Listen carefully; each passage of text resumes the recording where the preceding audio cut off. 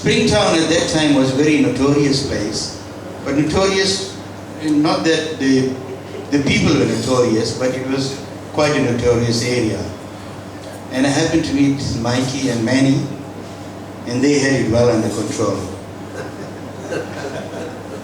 I started my karate career at Zunuki Karate Institute in 1970 under Jamie Mohan, and one of my favorite instructors was Jesse Blay.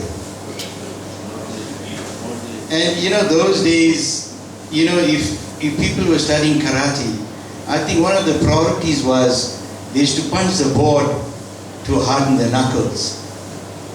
And if you were walking on the street and if you had to identify a karate colleague, that's the very first place you look at. You see nice, strong, hardened knuckles like my dear friend dudes. So it happened that one Saturday that my cousin and I, we were in the area of the Vijay Cinema in the David Landu area. And we saw two guys strolling around. The one guy had big, strong knuckles, and the other guy had the look-alike of Sylvester Stallone. And something strange happened. Our eyes met. And as it met, I greeted them. And they greeted me.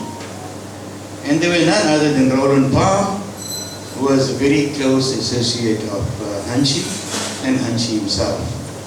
And we started chatting. We became friends.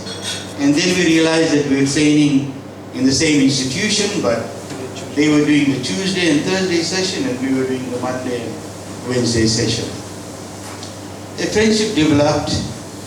Hanshi Deena invited me to his home, where I met his youngest siblings, Sibi, Megs, and Mutakrish.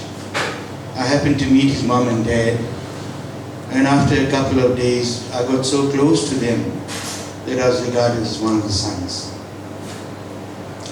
In fact, there were times when Mr. Naidu used to complain to me about his boys. Rich, will you talk to them? Will you sort this out? Sibi this and Gina that? So I said, Uncle, I'll have a chat with them. Don't worry.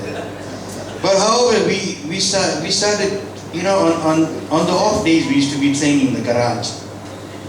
And eventually there were some teachers that were very keen to join, like Manni, Robert Daniels, Dina Morlia, and so on.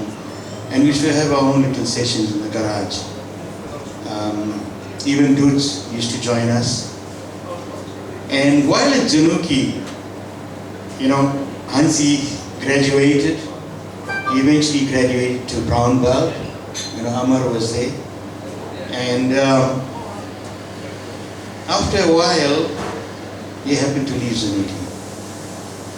And after he left Zunuki, because I was so close to him, I decided to do the same thing. And we started training together, and we had some of the friends that joined us, and then we decided that we need to do some community work. And we started a school at Lake Haven Homes, where Sensei was fully responsible. And then we started at David Landu, where Hanshi, Sivi, myself, and we continued with the good work. And while it continued, Hanshi Deena felt that he needed to gain more knowledge. He felt that what he was giving out to the people was not enough. And he decided that he needs to go to Japan. He needed to go to the unknown because he didn't know what was in store for him. So we put a plan together. We had some movie shows. We had some dinner and dance programs. And obviously his dad put in all efforts and he helped him financially. So Hanshi Deena left, it was around 1975. Yeah, he left for Japan, unknown. He said, look, I'm going there, I don't know what's going to happen, and I don't know when I'm going to be back. And our only communication was via letters. However, while he was away, we had to run the club for about 2 years, Sibi and myself. At that point in time, we really didn't know Hanshi Sani Pillai and so on, but we had the help of Soli Katraja, who used to come the odd times. And then we had a very close friend, Larry Foster. I'm sure many of you all have heard of him. Larry Foster happened to be very, very close to us and used to come every week to assist us in maintaining classes with the students. Roland Palm also played an active role. And then, of course, 2 years later, we very proudly welcomed our Nidan, Deena Naidu. And obviously when he came back, he had a completely new concept and a new dimension to karate. I eventually had to fade away because I got married in 1977 and I had to go back to the farm. And you know, coming back from this poor background, that's the best I could do to try and progress in life. But I've never lost touch with Hanshi Deena Naidu and some of the karatekas that I've known, like Amar and so on. And today I stand proud to still feel and be a part of karate.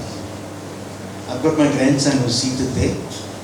I've encouraged him to join a club, and he's joined Sensei and I promised him, I reckon, if I live to see the day when you get your when you achieve your black belt, I'll personally come and present my belt to you.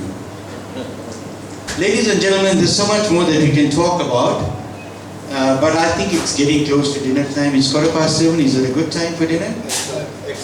It's getting close to dinner time. We will have dinner, and my friend Vikash will play some light music for us. There's a cash bar, and after dinner, we'll get back to the mic, and I know some of you guys would like to say something. It's going to be recorded on video, and Hanshi will take that back to Australia, and I know one of the first things he's going to do is show it to his students there. So guys, please don't hesitate to open up and say what you need to say. Thank you.